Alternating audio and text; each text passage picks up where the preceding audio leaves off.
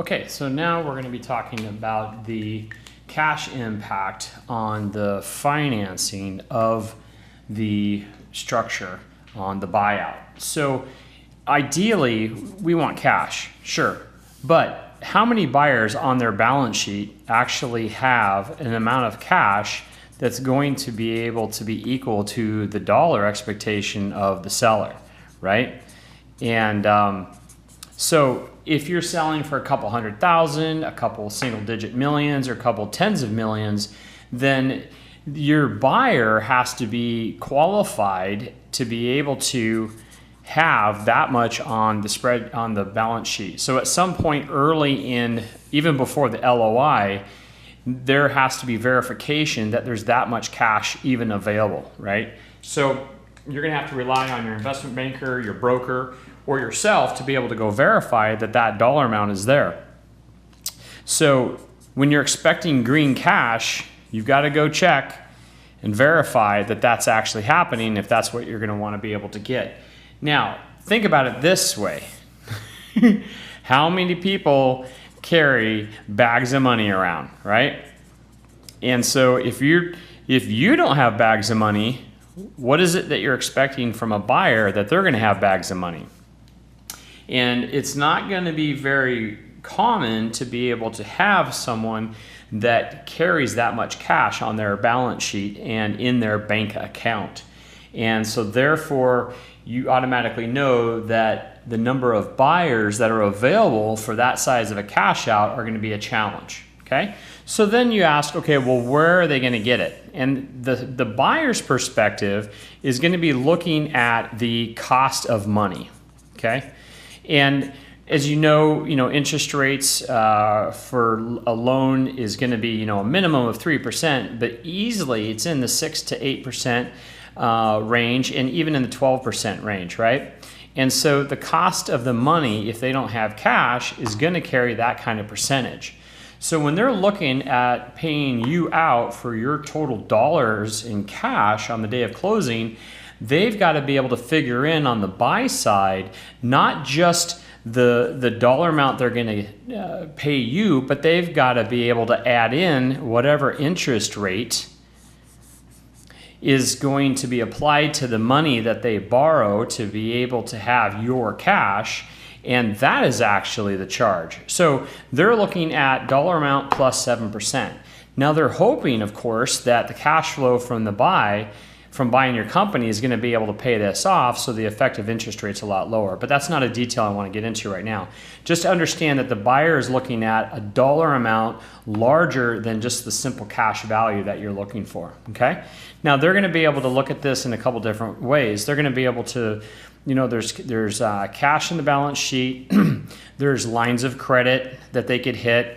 There are loans that they could pull. The other thing is that they could exchange equity for cash or for a loan. And there's a variety of these kind of loan structures. And then there's also private equity deals, right? And so these private equity banks and firms will be able to kind of step into this zone. If the buyer isn't doing this individually, then they may approach a private equity group or even a commercial bank like Silicon Valley Bank or something like that, and be able to say, hey, we want you to provide the infusion of cash that's going to meet what the seller's asking for, and we want you to be able to create the terms of that loan by equity, by payback rates, et cetera, et cetera. So this is a dynamic. Now, if you have a smaller business that you're selling, then this may be an SBA loan, and it may be as simple as that. And either way that you look at it, I'm going to draw a line right here. Any way you look at it from the buyer's perspective, okay, this is under the buyer's control. So they can easily deal with cash. They can easily deal with the line of credit that exists. This is under the lender's control. So even if you have a large multi-million-dollar buyer, even in the 10s, 50s, 120, $250 million playing field, they may have to leverage money somehow, and thereby they're going to be accountable to interact with somebody else that's controlling the piggy bank to facilitate this. And one of the things I left off here purposely is shares. So if they're going to kind of try to come up with the cash that you want, they may have to sell shares. And I'm going to draw another orange line right here, because this dynamic of selling shares, they may sell the shares up in this kind of a zone. They may sell it to someone like a private equity group, but if they're public, then they may have to dedicate some of their shares to this cash dynamic. They may even have to cash in on some of their shares, either privately behind quiet doors with a commercial bank, or have to actually sell shares out on the public market. So hopefully this helps you understand that when you're asking for a full cash buyout on the day of closing, or a significant dollar amount in the single-digit millions or tens of millions, then realize that there's dynamics on the buyer side that are going to influence it. This is going to impact the structure of your deal. The more they have to deal with people outside of their control, the more the structure of the deal is not just trying to satisfy you, but they're also having to satisfy the people that are controlling the purse strings on their side of the fence. So if you get something over here, you're never going to know that something was being dealt with over here. You're just going to hear from the buyer or from the buyer's investment banker or broker, and you're just going to hear a change in the dollars of cash that they're willing to give you in the deal. And as you hear that, be really patient, take a deep breath, and try to find out how much of this is going on their side of the fence. And it will make it a lot easier to swallow the dollars of cash that they're talking about in the structure of the deal. And it will also help you deal with some of the other aspects of the deal that they may be offering you in exchange for cash. So let's talk about the time impact, okay? So we all know that there's a calendar dynamic. And so when I'm talking about time, I'm talking about the calendar and the seasons of the year. So we know that we have the holidays, right? Then we have a reporting period of January 1st. And so a lot of corporate calendars are based on the January 1st dynamic. Then we have spring and summer, which can be very impactful for construction industries, for tourist industries, etc. And then there's the fall season. So if any aspect of your business falls into one of these areas of the calendar, and your revenues, your profits, your staffing, etc., are influenced by this, then that's going to impact the deal. And the structure of the deal is going to pay attention to some of these dynamics. On the buyer's side, they may look at another situation and they may add in their board of directors. This is a big aspect of what's there. Another aspect is what's happening in the economy. And another aspect is what are the changes in the industry. And also another aspect of this too is the availability of members of the M&A team. Availability. There we go. So on the seller's side,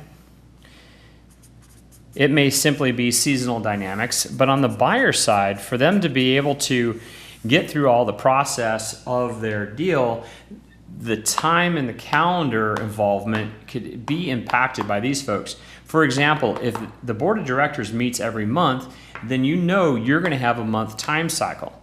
So let's say that they meet on the first of every month, right? So February 1st, March 1st, etc.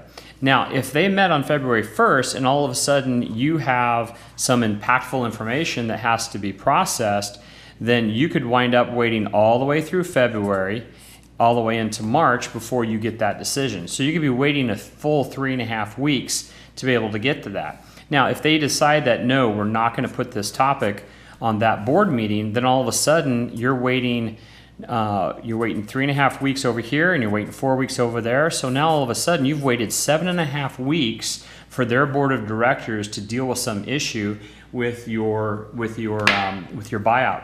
So the structure of the deal may have some aspect that's easy for the board to be able to just say yes to. And the board may have given them a wide variety of things that said, yes, it's easy, yes, yes, yes, yes, we'll say yes to that. But these things we're gonna say no, no, no. And these things you're gonna have to come and talk to us, right? So in these three situations, your buyer and the buyer's team may be trying to structure a deal where some aspect is already within the go zone that the board has indicated that they'll sign off on no problem. He will be very careful that if the structure involves anything that the board might have to be involved in, he realizes that this is going to come into impact. And he's going to avoid things in the deal structure that are clearly a no-no from the board's perspective. So again, when you get a structure coming back at you about the deal and it's not pure cash or it's not exactly the way you wanted it, try to find out what's going on in the aspect of a board's involvement. Is there something in the economy, the industry, or the availability of team members on the buyer's side? So the economy could be viewed differently by the buyer than you. The industry that the buyer is directly involved in, or they have a lot of cash flow impact, or they have a lot of, there's a lot of risk involved. If the risk goes up, if revenues are dropping due to industry forecasts, then the buyer could wind up delaying your deal sometime down the calendar. And so recognize those aspects. The more you understand this about the buyer, then the more sense the structure of their deal is going to be.